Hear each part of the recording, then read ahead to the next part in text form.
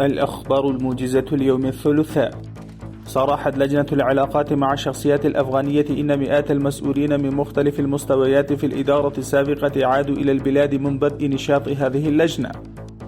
صرحت وزارة الصحة العامة إنه في العام الماضي إلى جانب تطوير بعض المستشفيات قامت ببناء حوالي 150 مستشفى جديدا في المناطق المتضررة.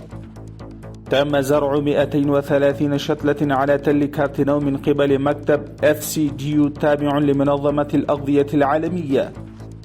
صرحت وزارة الزراعة والثروة الحيوانية إن أفغانستان أحرزت تقدم جيدا في مجال الزراعة في عام 1401 هجري شمسي، وكسبت أموالا طائلة من تصدير المنتجات الزراعية.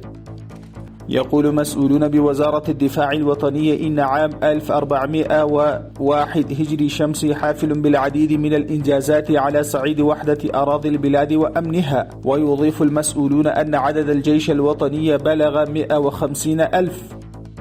صرحت إدارة الوطنية للمعايير تم تحويل 6 ناقلات نفط في ميناء 78 ميل في مقاطعة فرا، و8 ناقلات نفط منخفضة الجودة في ميناء إسلام قال إلى إيران.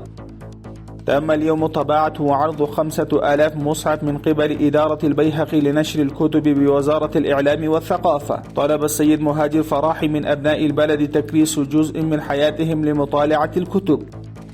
صرحت وزارة الصناعة والتجارة صدرت في عام 1401 هجري شمسي سلعا بلغت قيمتها نحو $1,000,000,000.